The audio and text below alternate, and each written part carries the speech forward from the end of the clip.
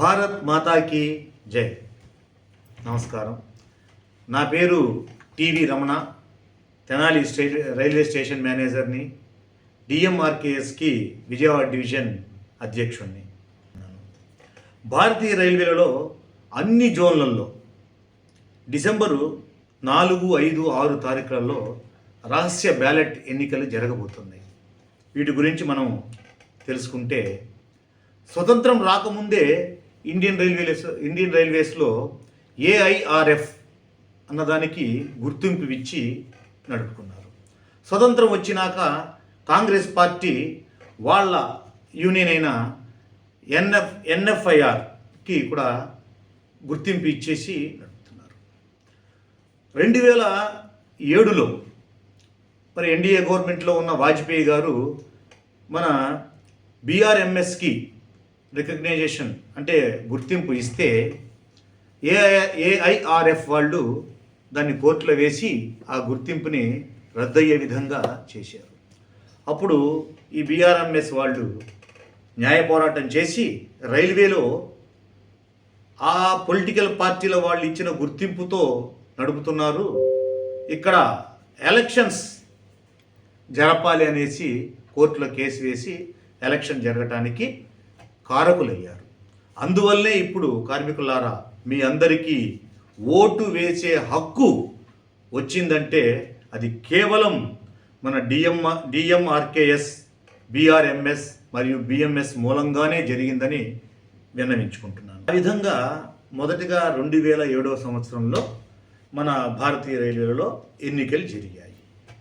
ఆ తర్వాత ఈ ఎన్నిక 5 ఏళ్లకు ఒకసారి జరగాలి. ఆ తర్వాత యథాప్రకారము 2013లో ఎన్నికలు జరిగినాయి.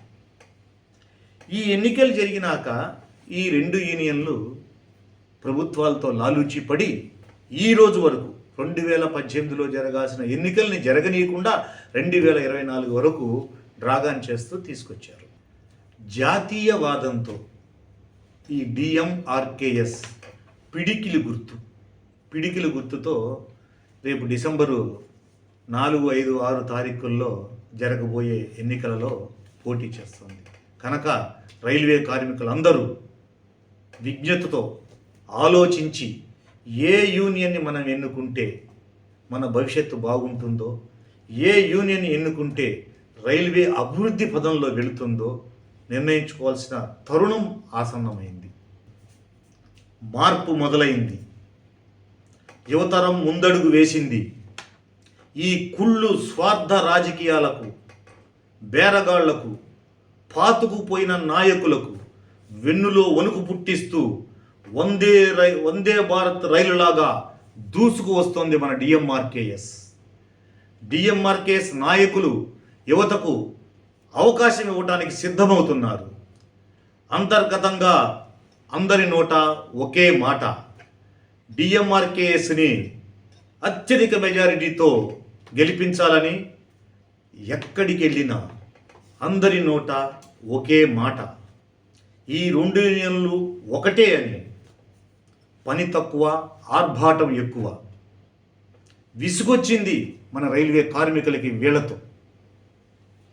అందరూ వివేకంతో ఆలోచించి ధైర్యంగా మంచి నిర్ణయం తీసుకోవాలని మనవి. వాళ్ళ బెదిరింపులకు, బ్లాక్మెయిల్కు భయపడకోకుండా యువత పిడికిలి బిగించి పిడికిలి గుర్తుకు ఓటేసి ఈ పేరుకుపోయిన, దశాబ్దాల నుంచి పేరుకుపోయిన అవినీతిని అంతం చేద్దాం. అవినీతి అంతం, మన పిడికిలి పంతం. కార్మికులారా, మరొకండి. డిసెంబర్ 4, 5, 6 తారీఖులో జరిగే ఎలక్షన్లు మీ భవిష్యత్తును నిర్ణయిస్తాయి. ముఖ్యంగా యువతకి నేను మనవి చేస్తున్నాను, మీ ఓటుని డిఎంఆర్కేఎస్ పిడికిలి గుర్తుపై వెయ్యండి. మీ భవిష్యత్తుకి బంగారు బాట నిర్ణయించుకోండి. భారతీయ రైల్వేలని అభివృద్ధి పదంలో నడిపిస్తారని కోరుకుంటూ, జై డిఎంఆర్కేఎస్, జై బీఆర్ఎంఎస్, జై బిఎంఎస్. ధన్యవాదాలు.